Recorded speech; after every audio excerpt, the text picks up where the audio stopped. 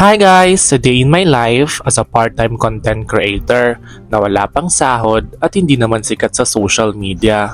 Maiba naman tayo ngayon for today's video.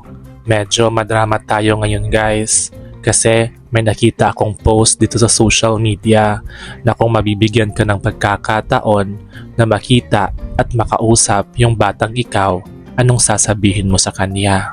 Simple lang, sasabihin ko na habang bata ka pa, matuto kang maging malakas. Marami kang pagsubok na madadaanan paglaki mo. Learn also how to be independent. Kasi dadating ang time na pati sarili mong pamilya hindi ka kakamustahin. Huwag kang magpadalos-dalos sa mga desisyon mo sa buhay. Make it sure na pinag-isipan mo kung ano man yung tatahaking mong landas. At alam mo, may time talaga sa buhay mo na feeling mo bagsak ka na. Pero wag kang mawalan ng pag-asa. Learn to ask forgiveness and learn how to pray that everything will be fine. Marami kang pagkakamali na may encounter. I know, feeling stinks, but trust me, it's gonna happen. Everyone makes mistakes. The important thing is to learn from them. Pick yourself up and keep going.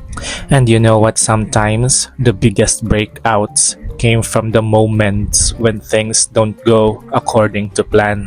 Huwag kang ma-pressure kung hindi pa natutupad yung pinapangarap mong propesyon.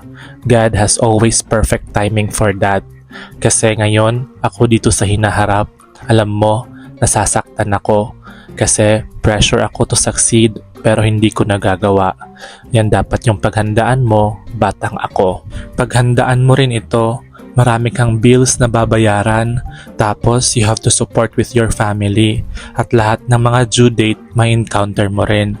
Kung hindi mo na kaya, just pause for a while at magsimula muli. Kaya sabi ko dapat maging matatag ka. Kahit anong unos o problema yung ma-encounter mo, hindi ka masisira. May time rin sa buhay mo na iiyak ka dahil feeling mo pinapabayaan ka ni Lord.